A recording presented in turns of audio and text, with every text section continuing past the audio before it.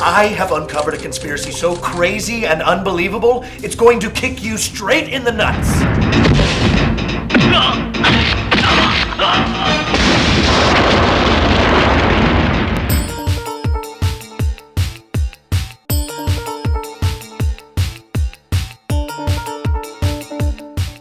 For 350 years, India was under British rule until Gandhi led a revolution and sent those good-for-nothing limey bastards a packing. This is one bad mother you don't want to mess with. Today, India is on the rise and armed with massive financial might. Their target, the very heart of Tinseltown, Steven Spielberg.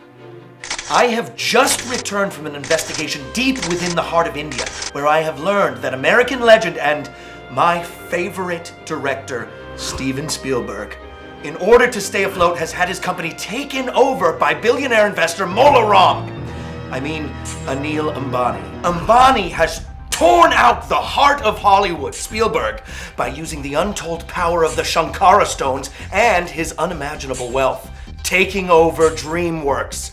Kalima, Shakti De, Kalima.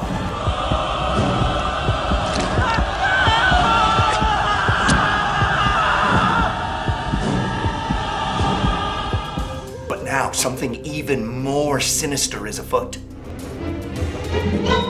See, Spielberg thought he was going to maintain control of the company, but my sources tell me that Anil Ambani, which is an anagram for an Amblin AI, may have always been in control. Is it possible that Spielberg, sensing the collapse of the US economy, planted a robot in the wealthiest family in India just to bail out his company in the future when corporate greed and unending war would eventually sink America?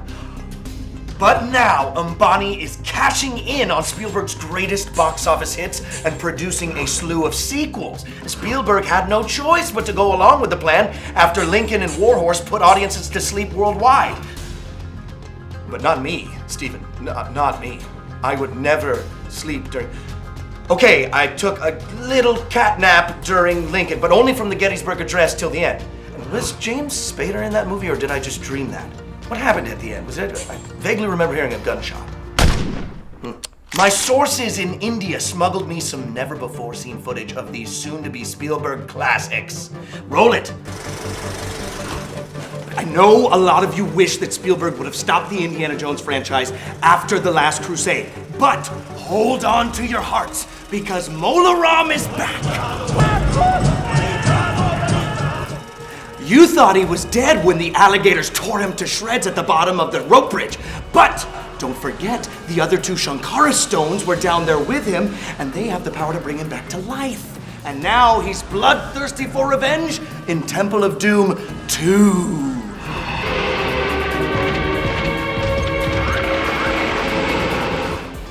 You thought the minecar scenes were amazing in Temple of Doom? Well, wait till you see the minecar scenes in Temple of Doom 2. Spielberg has outdone himself.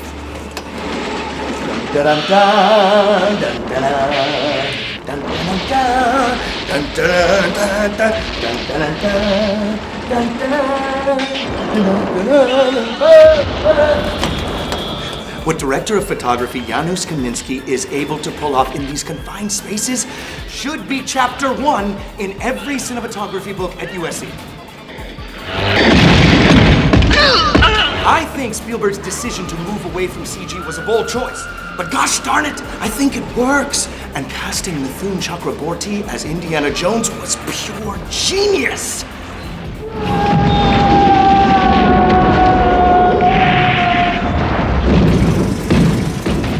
Those of you worried that Steven Spielberg is going to ruin his old classics, have no fear. In the original, E.T. thought he was phoning home, but he was really talking to someone in Bangalore. This time, E.T. 2 doesn't want to go back, now that he's had his first taste of ice-cold cola, and Reese's Pieces and Coors Tall Cans just weren't enough goodness to keep him on Earth the first time.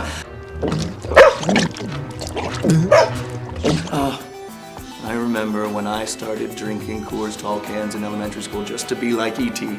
But in E.T. 2, he's beer bonging and cake-standing, delicious Taj Mahal to push Indian kids into drinking earlier. But it works. I'm not usually a fan of product placement, but when you add a catchy tune and the perfect cold beverage on a hot Indian summer day, you have spun cinematic gold. Hats off to you, Steve.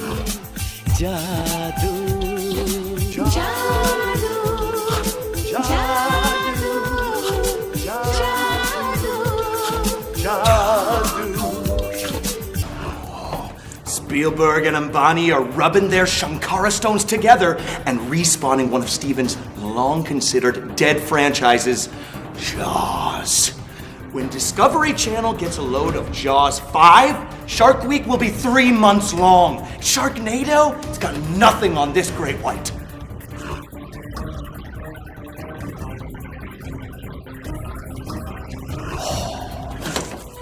Oh.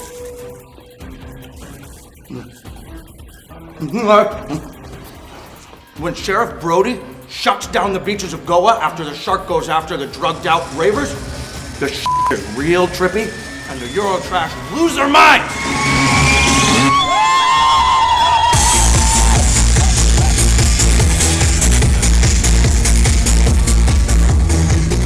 Film students, take out your notebook. You're about to see a master at work.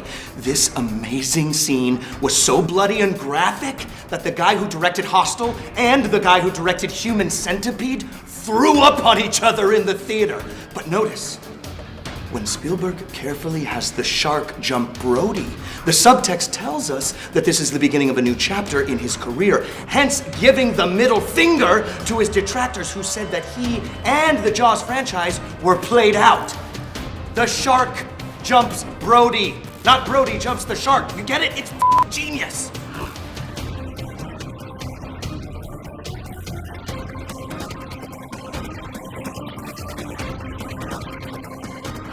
Bring it back. Bring it back on in. Bring it in to 235.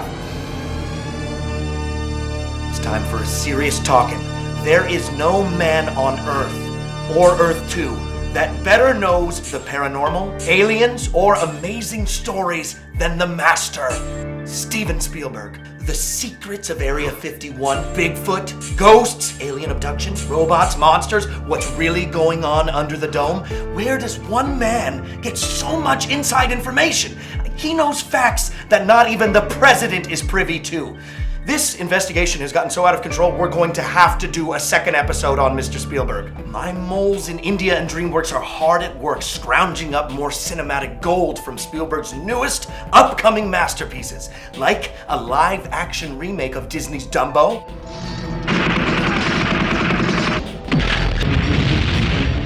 War Horse 2,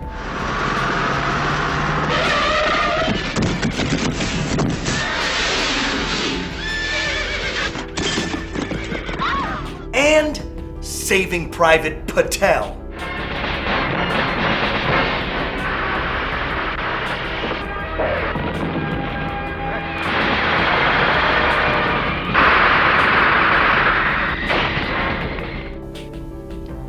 Stay tuned.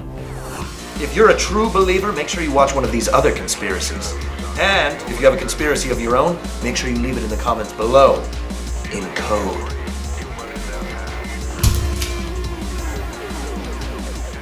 Taj Mahal, brewed from the finest hops and barleys from the basement of the Taj Mahal.